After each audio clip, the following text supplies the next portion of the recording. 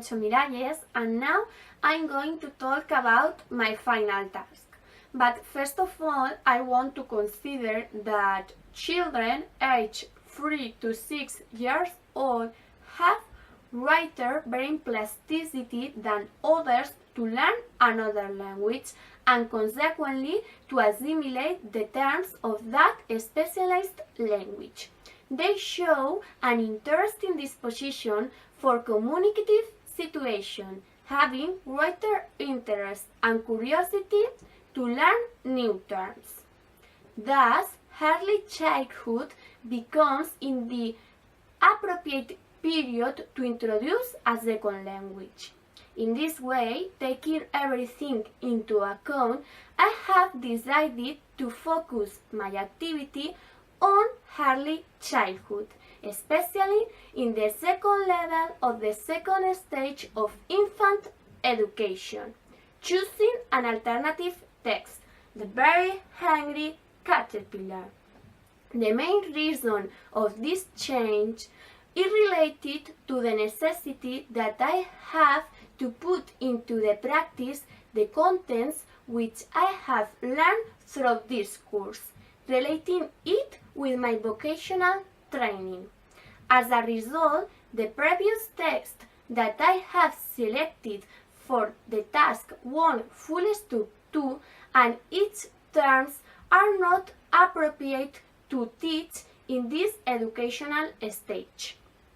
Therefore, for this activity, I have selected 10 words such as egg, leaf, caterpillar, cocoon, butterfly, apple, pear, plum, strawberry, and orange, considering the maturity level of my student and related to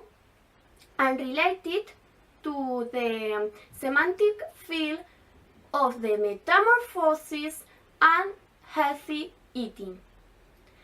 In addition, the storybook will be the trigger of the two activities, and I will present the vocabulary using visual resources.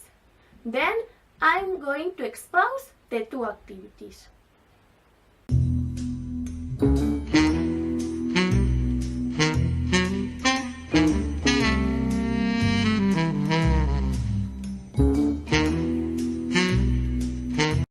The first activity is titled Now What's Missing? In relation to the objectives I can mention, starting the use of English language in different educational situations. Show interest in acquiring vocabulary in English language. Associate the written word with its corresponding image. And express orally the vocabulary presented in the story and uses it in different communicative situations. In relation to the contents, I can mention the storybook, The Very Hungry Caterpillar, and vocabulary related to metamorphosis such as egg, leaf, cocoon, caterpillar, and butterfly, and related to healthy eating such as apple, pear, plum, orange, and strawberry. For this activity, I need to use different resources, such as the storybook, The Very Hungry Caterpillar, the glove puppet, in this case, and the cone-shaped puppet. The characters and elements of the story made with felt, and finally, the flashcards. In these flashcards, we have written word and image, and we can associate the image with its corresponding shadow.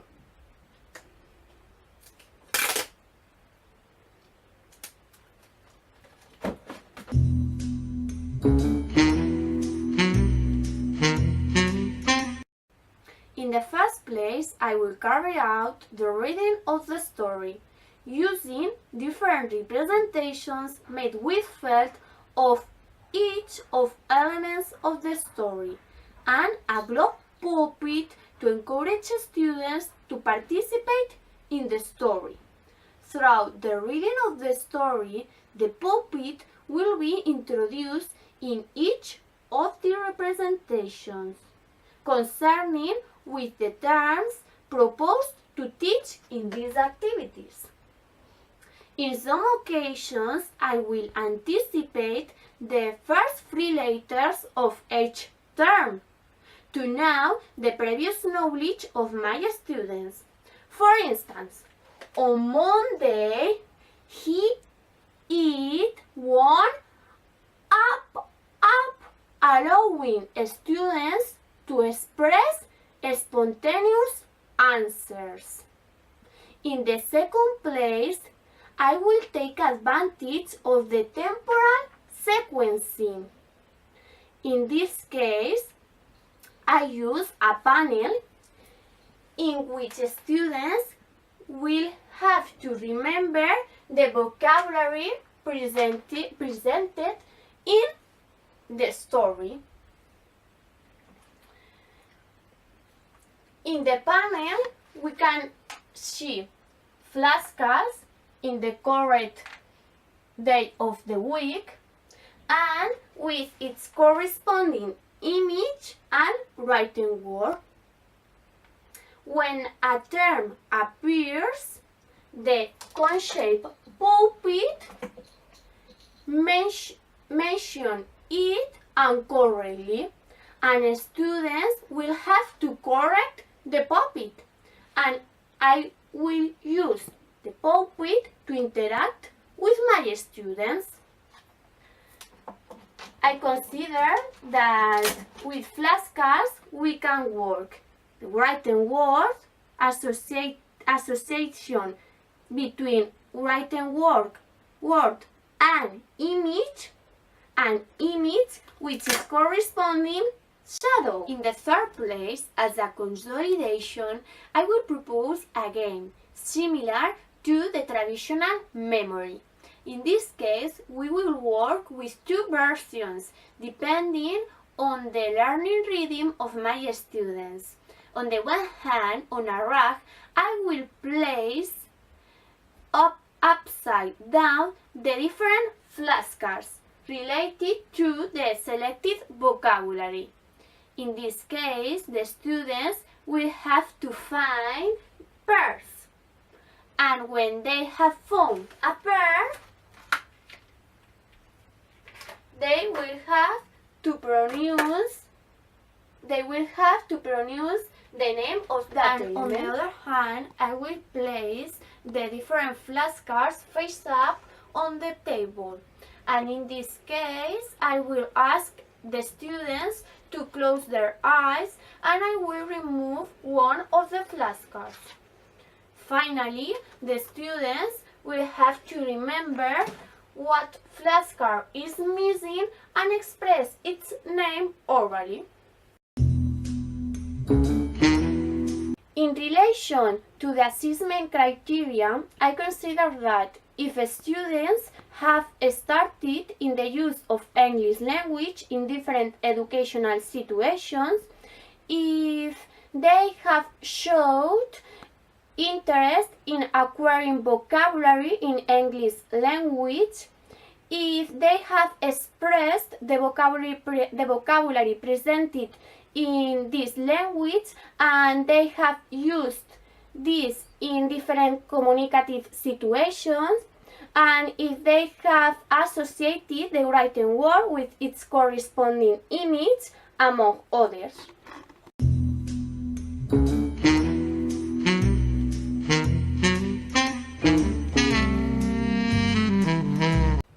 And the second activity is titled, "With your hand or your foot, let's see if you know."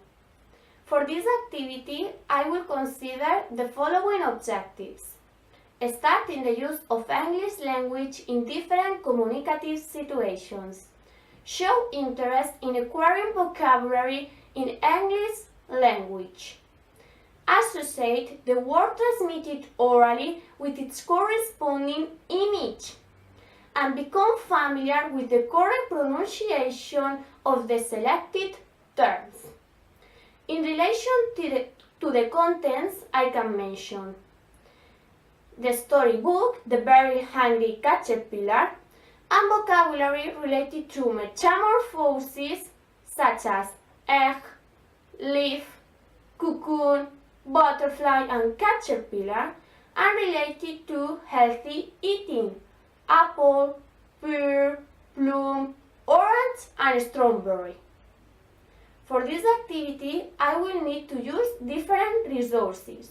In this case, the storybook, The Very Hungry Caterpillar, the Twisters game, and a board and roulette for Twisters game, and the flashcards with image, shadow, and written word.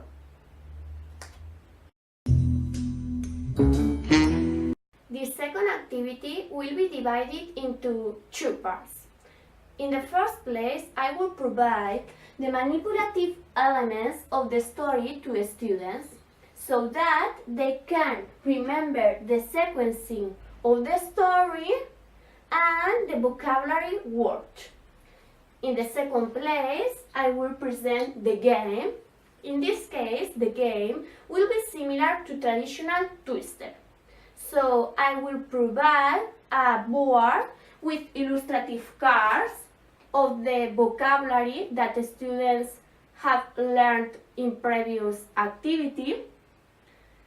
And in particular, I will work with different versions, such as, on the one hand, I will use a roulette, and depending on the result, I will pronounce the name of one term of selected vocabulary.